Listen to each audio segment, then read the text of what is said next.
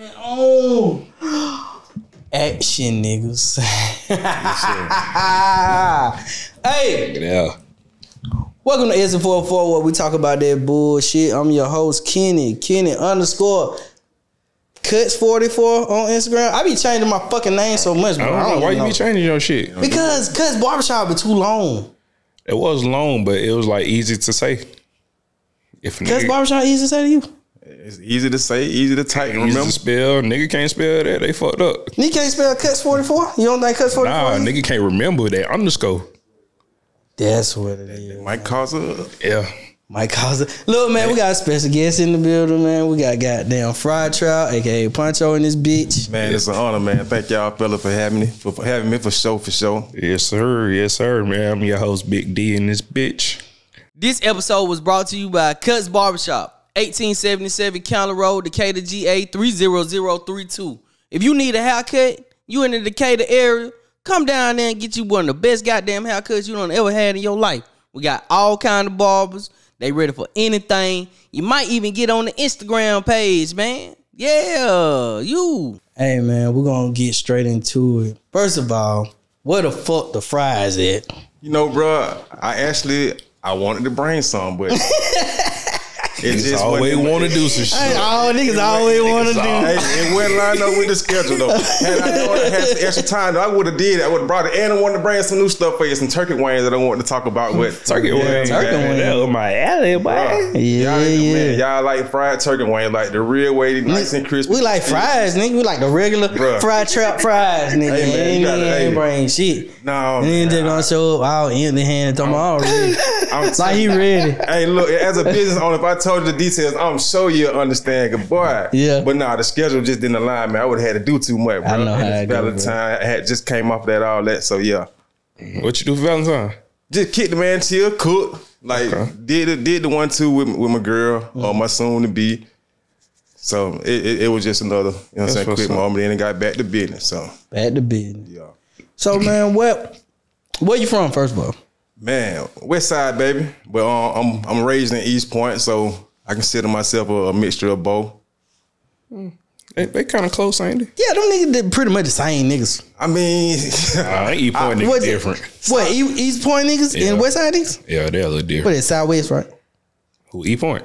yeah, we Southwest. It's Southwest, but but it's East. it ain't deep West Side. Like I come from Adamsville and Bankhead, and then the South Side, East Point, College Park. So them two different worlds. You Just think like, so? Just like the West Side and the East Side, Yeah, two different worlds. they is. So how was it coming up and dancing all the way around and shit like that, bro? Really, since I spent most of my time, like my youth, adolescence on the West Side, and my childhood and schoolhood in East Point, I ain't really have to traject it too much. Like I ain't have to worry about going between Mays and Tri-Cities or those different dynamics of schools. So it was mainly just getting through East Point and getting through the South Side and understanding the dynamics of Atlanta and how the full spectrum of everything work together, because it could be wicked. So, you know, you get the learning at a young age how you can maneuver yourself around. So as a kid, was you one of them kids that was catch the MARTA bus and explore Atlanta? Man, it's crazy you say that. That's exactly what I used to do. I kind of started that like 13, 14. Like, I don't know if y'all old enough to remember the warehouse at Nike Pavilion, but I was one of the ones just walking 1 o'clock in the morning by myself, coming from really feeling like, boy, what am I doing out here? But at the same time, like not even understanding what I'm doing. But I was exposing myself to so much so quick that I understood like what I needed to do, who I didn't need to be around, who I needed to be around, how I need to, you know what I'm saying, how you need to carry yourself. So He was able to navigate through that without getting into shit. That's the whole goal, man. I learned earlier, like the hardest man in the land is one that don't get touched. So you can do all the rah hoopla, but when you cool, collecting, and you know how to really get around, and you ain't gotta, you there, and you could be, but you're not affected by it. Then that's kind of the ideal space, and that's kind of where I've been operating from since I was a youngin'. Just, you know what I'm saying, doing what I need to do, still being there for it, with it, but you know what I'm saying, defensive. So. That's dope. So what was high school like for you? Since you got on a bus at like 13, 14 and explored the area. You know what I'm saying? And but it's crazy the type of shit that you can learn actually just riding the fucking MARTA bus. Yeah. It is. You know what I'm saying? Back then, it's so different. Yeah. Yeah. So what was that? The knowledge you gained from around them marbles. What was that like for you in high school? To really just seeing, like going downtown and seeing the different dynamics of people. And then going out to the east side, I was talking to Dee earlier about like Lakeside area and Stone Mountain, and then seeing how they lived, and then understanding like I had like a little job out. It was at the Richard B. Russell Federal Building, like early age. The like, Federal Building? Yeah, man. It was through for one of my homeboy moms. She worked out there in like one of the mail rooms, so it was one of those jobs. And since like I've always been a smart kid, so let me put that on top of everything, bro. I learned that I had to be smart and on defense. So I always knew how to kind of maneuver between both worlds. So man, I was doing the Richard B. Russell Federal Building, working at Sidetrack when that was open and stuff like that. But you calling that shit that I seen in the window in my dad a Nova. What? You know what I'm saying? Yeah. Right, That nigga said Sidetrack. I remember seeing that shit, bro. You never went inside Sidetrack? Never. What? Never let me go. Because you was in the DeKalb County, bro. APS used to take us on field trip. For real? That was a spot for Fulton County too. Like I used to be in the summertime one summer. I think I was like 13. Like one of the guys that it was like an exhibit where about penguins.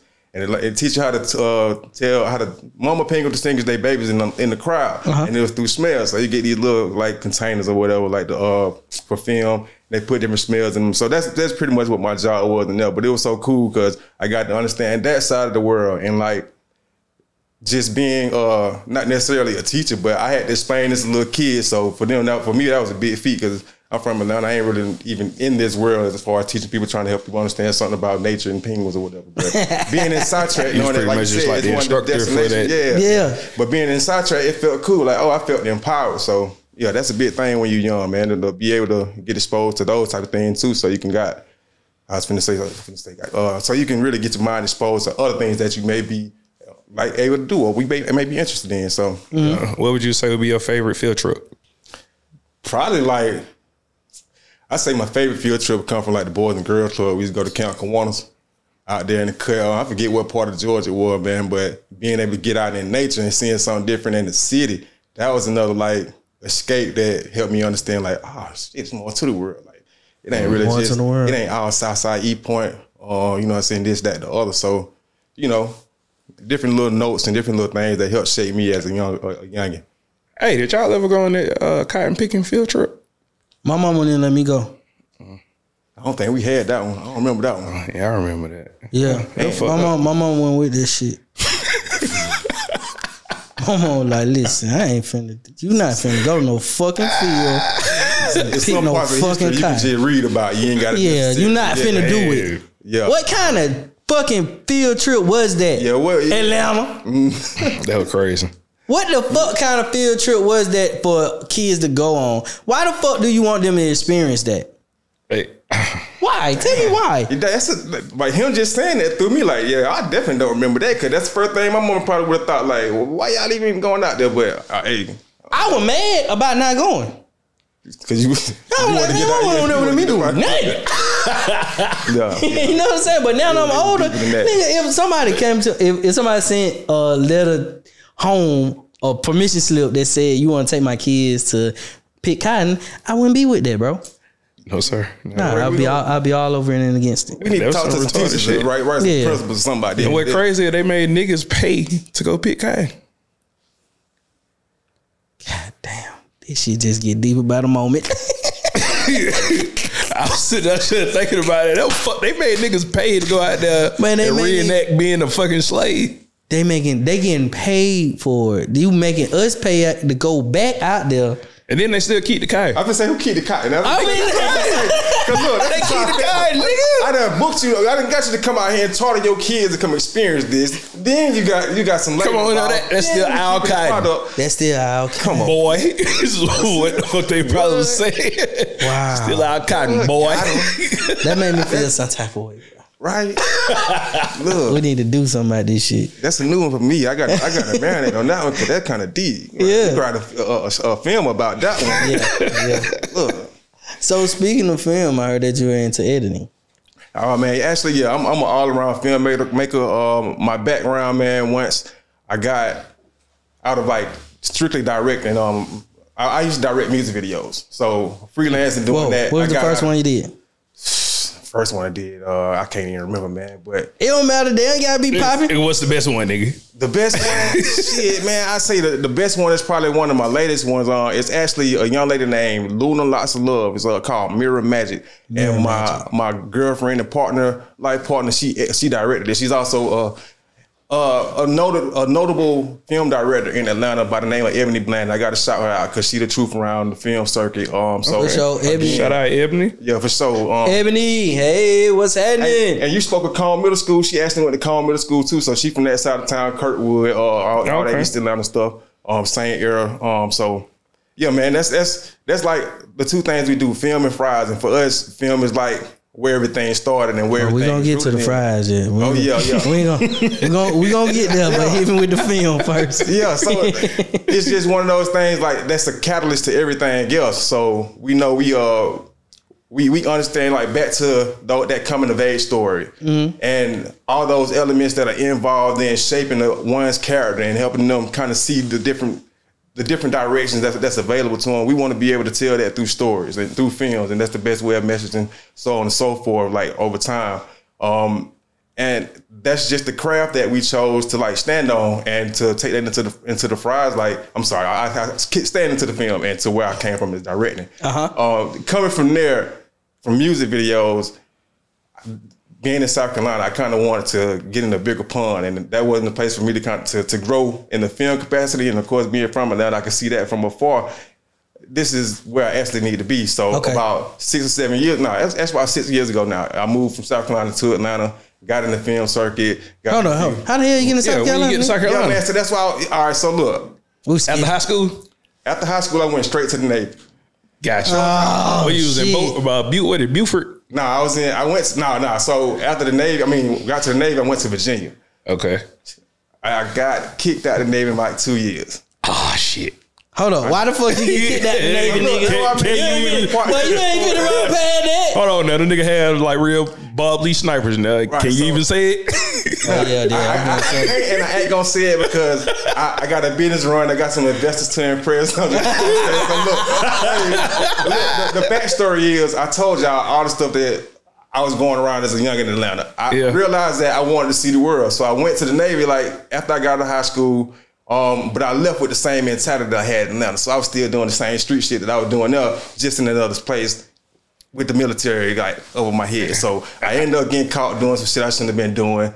And I got kicked up out of there. But what though? So man, can you say it? Smoking weed and doing too much stuff in the late night life that just had me. That wasn't really that bad. I feel weed about to be legal. I named the light thing, so I just but just too much street shit in the sense of being smoking weed to get your kid out. That was a smoking weed to get your kid out of the Navy. Oh, for sure. Yeah. Oh, for sure. That was that's some bullshit, man. Tell me why though? Because they don't want you operating on goddamn nuclear weapons and shit while you high. Yeah, nigga, you shouldn't. I don't want nobody that's sober as fuck operating no nuclear weapon. I'm gonna tell you why. I am gonna tell you why. Sober people are the most irritable people ever. So you thought they just gonna press that motherfucker button? Now imagine all these sober people that have power issues and they in control. Like, so I understand. You understand what I'm saying? Even with them being high, that ain't gonna help their decision. You don't think so? You're right. I get you though. Nah, look, I think it will. I mean, they'll probably do it a little more calmly, but they still gonna be irritated. Man, I like my goddamn decision maker doped up. Hey, if you're making big decisions, you need to be on some kind of drug, bro. It affect everybody different, so you know what I'm saying. You can't say who it might work, but I know, man. Look, they weren't having that with me, and I wasn't valuable enough for them to keep me while I was high. So, that was an experience for me though. That was another one because I really didn't want to be there the whole time. I was like, I'm finna get kicked out. Okay. I had brought that on myself. It was the power thing.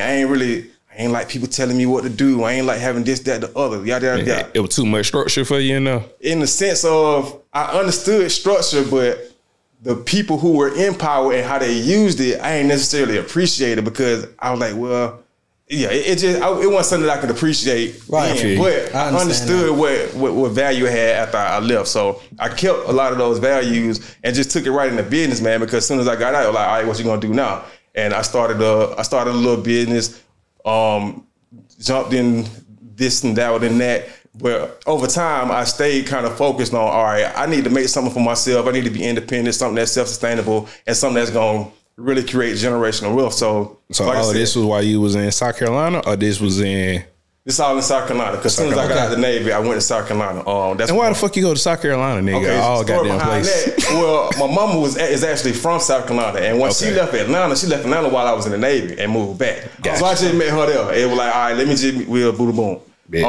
But either way, and moving back to Atlanta, making that decision just based off again wanting to grow in film.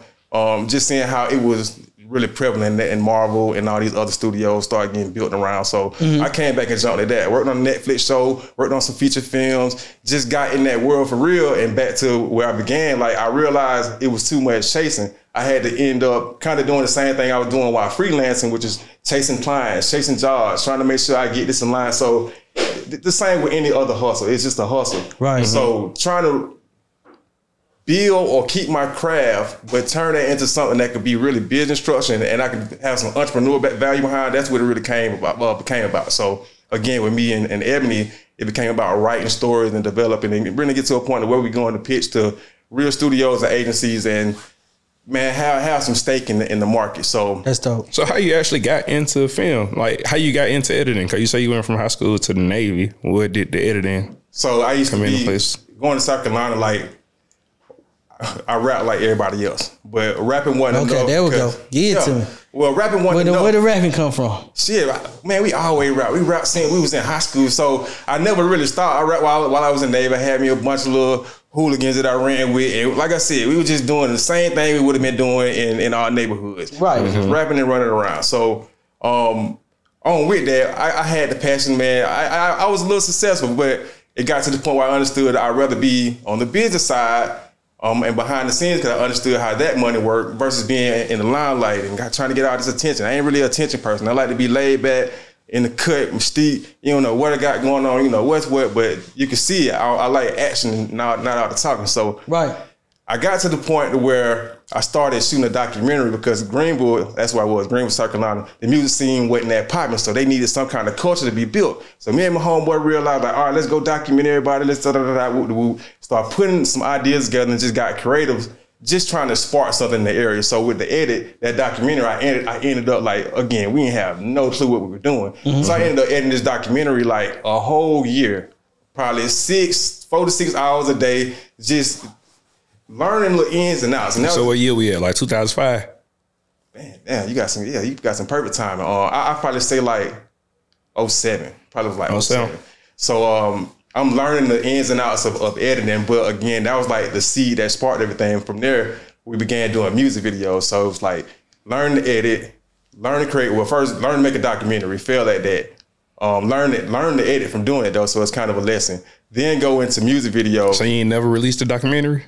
You know, we did release it. It wasn't like well put together. So that's why I say we failed because all that time I took, I learned, but it still didn't come out fluid enough for me to say like, oh, it was something. Yeah. So from the music videos into like just growing and really having another base. So I'll tell y'all this little insight about me. My other name also used to be Gangsta Geek. Gangsta Geek. Gangsta Geek. So that's what I did. That's what I directed videos under and like Gangsta Geek. Yeah, mixtape. If y'all remember Mixtape Kitchen, my homeboy Nate, Hood Rich King, them all like the circle that I came in with. So you can find a lot of my work with Pee Wee. You can find some work with Black Zach. You can find some work with this person and that person. Some Lucci, Buzz Wars. A lot of things that I've done here between 2010 up until 2015 that's where I was when I said I was freelancing and directing. Bounced between South Carolina, Atlanta. You gotta go find them clients. Yeah, so I was one of them names around for a little second. But I wanted to do more because music videos is again something that I had to chase. Still got to chase clients. Like I'm still realizing, like, all right, bro, I don't want to be self-employed. I understood the Robert Kiyosaki the quadrants. and I wanted to be a business owner, an investor instead of self-employed or an employee. So in understanding that, I started to kind of shape what I had to do and what type of businesses I had to have to be able to have the freedom to do that, how I wanted to use my time, basically.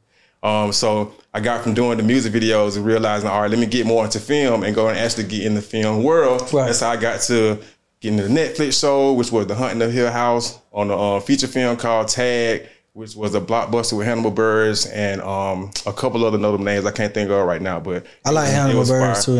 I got to meet him. We kicked it for a quick second. Got right now on set. He just walked up to me out of nowhere, pretty much because I was one of the only black dudes on set. But you got the experience. Hannibal got black. Hannibal Buress, right? Yeah, he's a comedian that's from Chicago, I think. I want to say, I forgot. Black as hell. Yeah. Nigga funny though. He funny as fuck. So little experiences like that, man, is where it's shaping from just music videos and in the rap world coming into the film world and trying to do narratives and realizing how I can shape my editing and my knowledge of the filmmaking process into being a producer. So that's kind of what I'm focused on now, right? Is the overarching fact of storytelling and learning from script to screen how these things relate and in the audience or in the genre that we're in, which we kind of focus on coming of age stories. We working on like a slick horror comedy. And yeah, just some cool adventures, man, that we hope to present real soon. But like I say, it's just been the tandem of things and just handling business, man. So it led to the fries. So now we're at the fries. Goddamn fries. And this is how I know you. I know you as Fried Trap. Puncho, yeah, for sure. You understand what I'm saying? Puncho is fried. So I don't know if I was sitting on the sideline or just eavesdropping and you and Walt chill. But I remember couple years back when Walt was like, hey bro, y'all want to order some fries from my boy? Some fucking fries? What the fuck you talking about? Nigga, we want some fries. We go to fucking McDonald's. You know what I'm saying? He like, nah bro, these motherfuckers geeked up. You got fucking fries, you got shrimp, you got chicken on this shit, you got cheese. I'm like, man, nigga, got lobster. He got all kinds of shit on there. And I was like, all right, bro. Then Walt pulled up. He like, nah, bro. You not understanding what I'm saying. He pulled up the page. Nigga like, order him up. Order him up. Sure. So, and you was one of the first. You were one of the first ones that I seen using the internet the way I thought that it should have been used for. I appreciate that. You know what I'm saying? You one of the first ones I seen promoting his business and shit. Man, what? Yeah, he's taking those pictures of those fries and putting it on there like that. You one of the first ones that I ever seen. I was like, now that nigga know how to do the shit right. I could never figure out when that nigga was open though. Cause he never closed. At first I couldn't close, bro. I couldn't. But so, to that point, yeah. So, all right. How did you get into from Gangsta Geek to the motherfucking Fried Trap, nigga? Man. So it's a multi-layered story. Okay. Like all of them. From film and realizing I didn't want to do the chase, I knew, I always been an entrepreneur, so I knew I needed a business, but I needed this one to stick. And the way it needed to stick, I needed to feel enthused about it at all times. I needed to be creative about it, and I had to just really be able to feel it, to manifest it. So I took some time to I started with this too. I'm a foodie, so I'm always looking at food. And one thing I noticed, I saw an opportunity.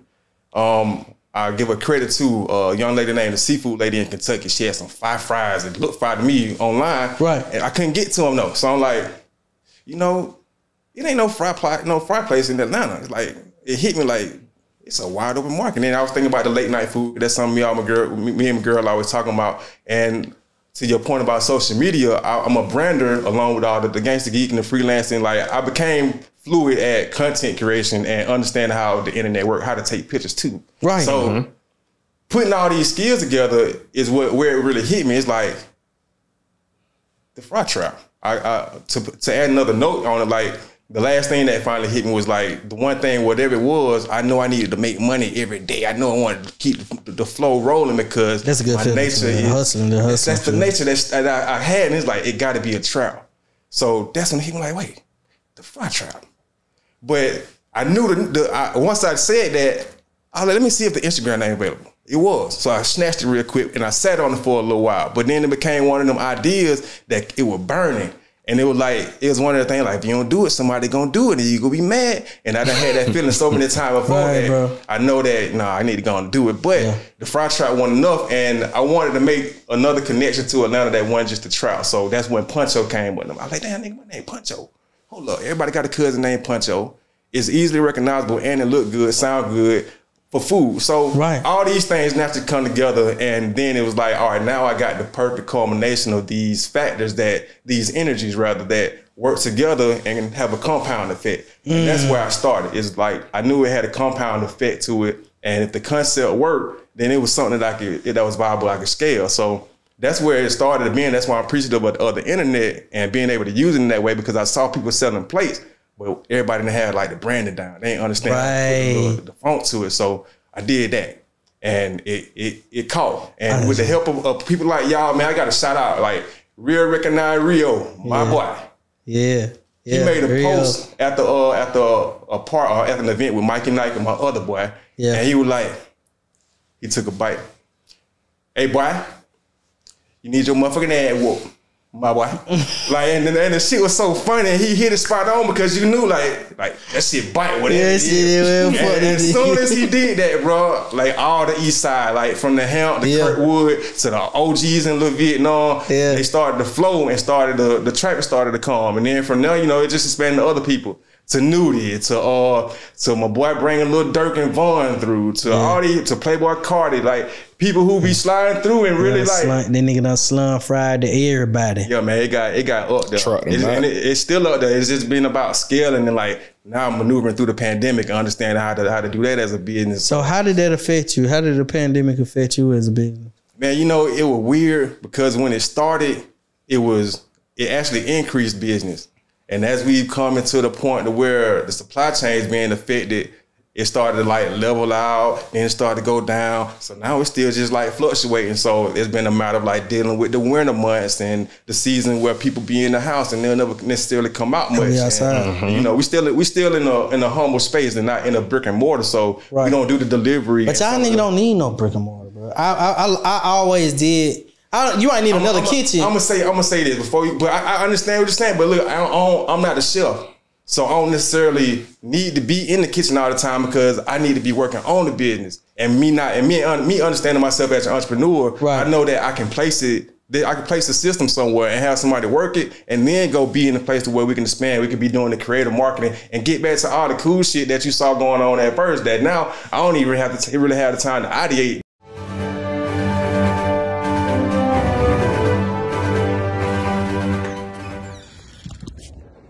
Yo, we got rid of that fucking riot. Into that like brick and mortar space is actually something that we're working on. And again, my point is to get to a space to where I've developed the systems to where we can have that space and I can be working on the creative elements of the fried trap and punchos and kind of get into some of the products that I want to launch. And just scale up business like it's supposed to be scaled. I just like the idea of just booming out the kitchen, not your kitchen. You know what I'm saying? You could, I know you could go. They got them places where you could go rent a kitchen and work in that motherfucker. Yeah, they got a little. You know what I'm saying? And just bullshit. Yeah, they ill, but you know what I'm saying? It's better than having that big ass overhead, bro. But it is a big overhead, so that's the problem. It's like a lot of those people they ain't getting priced out, but pretty much they not affording what they really thought. They're not affording the expenses that they projected. Pretty much like. That brick and mortar shit is expensive, bro. Like in the restaurant, just the industry is so finicky because if you got this least impact and you making money, but now the price increase on your product, and you know what I'm saying, that chicken margin closing 69 cents to $3, you ain't got, and that's your top seller, and you got, you know what I'm saying, it's a whole lot of factors, man, that got people kind of at the drawing board or like closing up shop, and that's unfortunate. So shout out to everybody, man, who dealing with that, and hope you getting through it. Hopefully some of this money open up, man, and flow like it's supposed to. Yeah. Also, man, if you a scammer, Holmes, and you got some of that action, and you know somebody who in need, man, go do something good for the hood, you dig? I don't need nothing from it. I ain't talking about me, but I know other people who really got brick and mortars that's like having issues, so I'm talking about them. Yeah. And I say it's scams because you know how everybody getting down, man. Everybody taking the money. Hey, man, that shit. I love pirates. Look, bro, I love them niggas. How fair are you, or how smart are you to be working fairly in an unfair world? And I don't mean that to be condescending or like devilish, but I just mean like you got to understand what kind of world you're living in, and not to say that it's something right with that, but shit, it's a lot of oppression and stuff that you don't see that's invisible that might be being done onto you. And not to say again to respond with that, but man, it's dog eat dog for real out here, bro. It's not. Hey, ain't no game you play fair. You know what I'm saying? Even the ones on TV got referees. Right. And you feel me? Dude, there's no game played fair. I don't give a fuck. Somebody controlling it. Yeah, and like again, back to not doing wrong by people, like that's not the highlight of that. I'm just saying, like, when you get to the point in the world, you see all the things that are going on, not to act unjust, but you want to act as just as you can within the parameters of what you're working in. And then, you know, some niceness will just become unreasonable because you're not living in a nice world. So, you know what I'm saying? Like they say, just stay dangerous is what it come down to. Stay vigilant and ready, because it's many ways to get it. You might have to come up with some alternatives, and it don't have to be illegal. For sure. I like the fact that that your creativity came all the way back from goddamn going between East Point and downtown, bro. It's like, to me, I kind of put stuff together where you could kind of see it on your page, where you literally take everything you do, and you can see it in your pictures. Even though what the angles you take, how you take your creativity and you tell a story with food.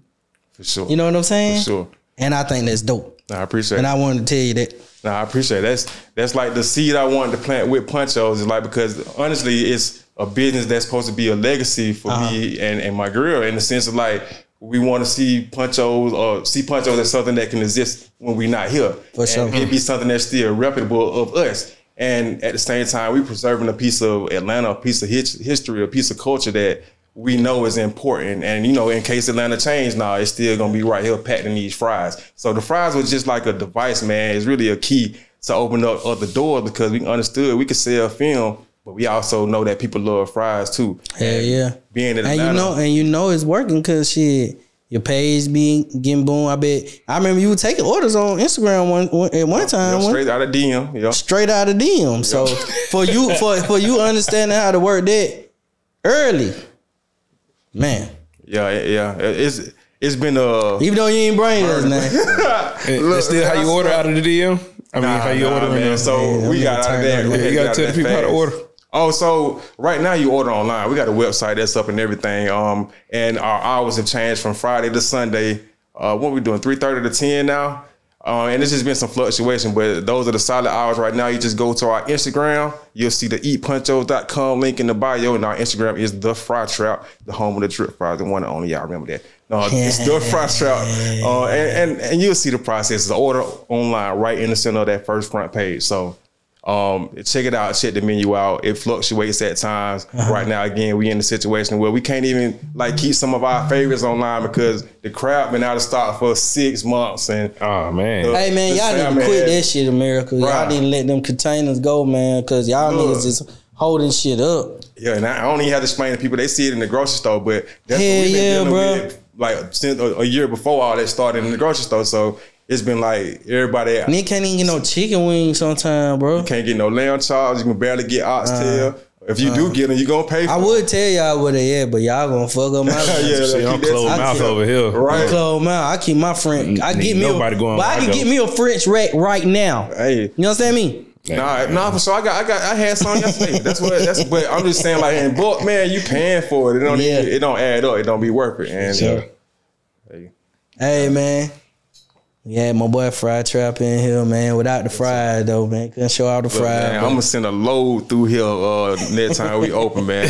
Man, these little Kenny, man. Exit 44 on your hoe, man. Hey, man. Big D.